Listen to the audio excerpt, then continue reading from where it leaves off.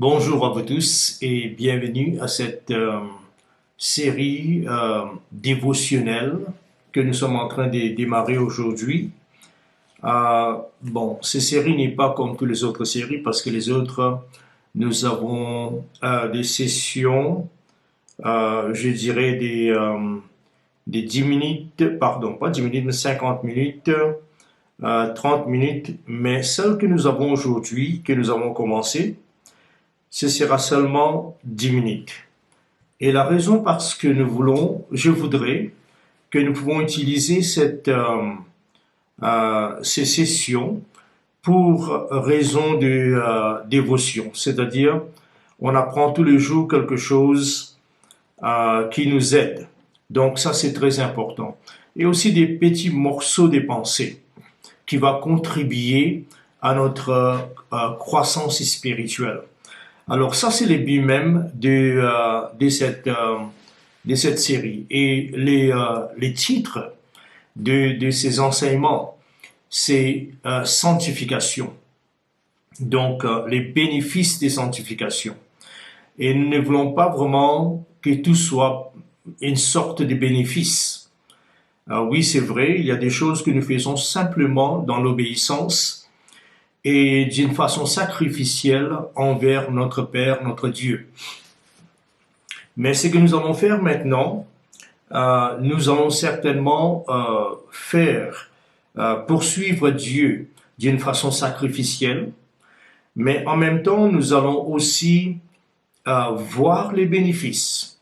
Parce que souvent, vous devez comprendre que quand Dieu nous parle, et que Dieu nous dit, par exemple, quand Dieu nous parle et Dieu nous parle de certaines choses. Et souvent, nous avons l'idée et la pensée que peut-être Dieu, ce sont les commandements de Dieu, c'est sérieux. Mais seulement si vous regardez bien, Dieu vise au-delà de tout sa volonté, mais sa volonté vise notre bien-être. Vous devez comprendre cela. Et le bien-être, souvent, ce n'est pas d'après notre standard. Parce que pour nous, le bien-être peut être d'avoir un avion. OK? Et notre bien-être peut être peut-être avoir beaucoup d'argent. Mais tout cela ne contribue pas à notre développement. Et quand nous parlons de bien-être, nous parlons de développement spirituel. Alors, si nous voulons, je voudrais introduire aujourd'hui ces sujets dans les 10 minutes qui nous restent, 10-12 minutes ou quelque chose comme ça. Donc, les sessions seront entre 10 à 12 minutes.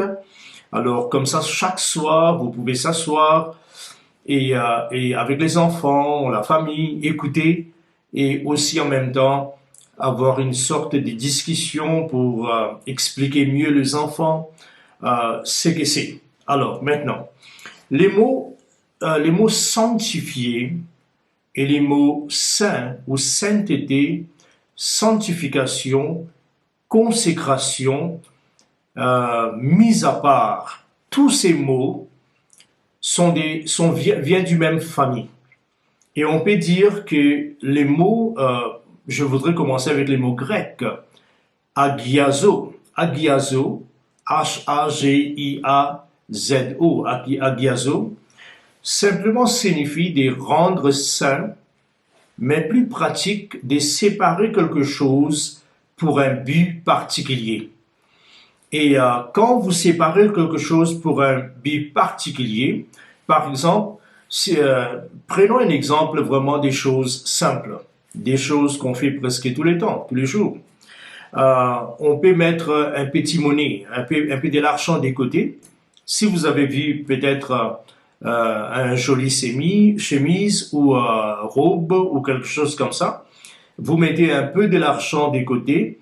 Chaque mois, si c'est trop cher, par exemple, si c'est $300 ou $200 ou un robe de mariage, par exemple, alors vous mettez un petit monnaie à côté chaque semaine ou chaque mois.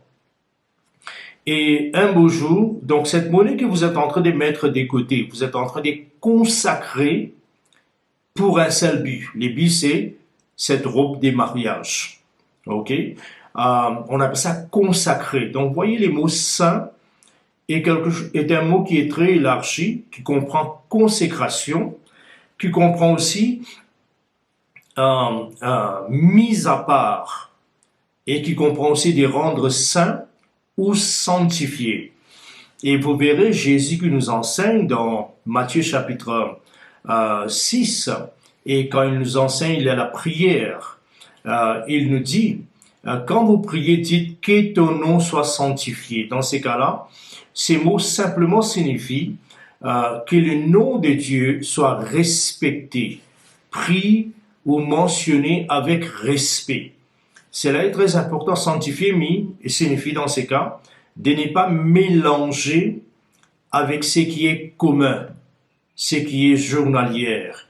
Et l'exemple que souvent je prends, c'est par exemple, vous pouvez utiliser un gobelet pour, si vous avez un chat à la maison ou un chien ou quelque chose comme ça. Je sais qu'il y a des gens, cet exemple n'a pas trop de valeur parce que dans certaines cultures, les chiens se lavent eux-mêmes. Mais dans une culture occidentale, par exemple, en Europe, mais je pense que ça a glissé un peu ici en Afrique du Sud, c'est les propriétaires qui lavent et des choses pareilles. Et si vous avez un gobelet avec lequel vous videz de l'eau sur un chien ou sur un animal que vous préférez rester dans la maison avec vous, vous ne pouvez pas aussi à la fois servir de cette gobelet pour prendre le thé. Alors, vous comprenez, il y a des usages communs, disons des bas nature, il y a des usages d'honorable ou d'honoré, ou là où vous gardez pour servir pour une raison très importante. Alors, les mots, en effet, mis à part, sanctification, consacré, être saint, tout cela a l'idée de séparer pour un objectif particulier. Maintenant, il y a plusieurs mots que je voudrais voir et dans ces sessions, je voudrais seulement donner quelques définitions et parler largement et ne pas donner des grands principes. La session qui vient après, les 10 minutes, la deuxième 10 minutes, dans lesquelles nous allons commencer à voir tout ce qui nous sanctifie, quels sont les moyens que Dieu a disposés pour nous sanctifier. Mais pour le moment, regardons un peu sanctification. Par exemple, les mots sanctifié dans le Nouveau Testament, nous voyons cela 26 fois. Le mot sanctifie, c'est-à-dire l'action, quelqu'un qui est en train de vous sanctifier, dans ces cas-là, c'est 2 fois. Et puis les mots sois saint se trouvent une seule fois. Bon, ces mots signifient de rendre quelqu'un saint par un acte ou un processus de purification. Vous voyez, par exemple, deuxièmement, reconnaître saint. C'est pourquoi vous voyez que les prêtres aujourd'hui marchent avec des robes et tout ça, parce qu'ils voulaient reconnaître qu'ils sont consacrés pour un certain service. Et puis ces mots aussi apportent un certain respect avec l'objet qui est sanctifié. Par exemple, même l'argent que vous avez mis à part, par exemple, pour acheter quelque chose, vous avez certain respect pour cet argent. Et il semble quelque part, si c'est $30 et vous avez $30 à la maison, vous êtes plus apte à utiliser ces $30 qui est à la maison que d'utiliser les $30 ou aller retirer cet argent de la banque parce que vous l'avez consacré pour un but. Donc ça, c'est consécration. Alors, consacrer des choses à Dieu signifiait de dédier les choses à Dieu. Et un exemple que je voudrais prendre, avec lequel je voudrais terminer cette session de 10 minutes, l'exemple que je voudrais prendre, c'est un exemple de l'Ancien Testament.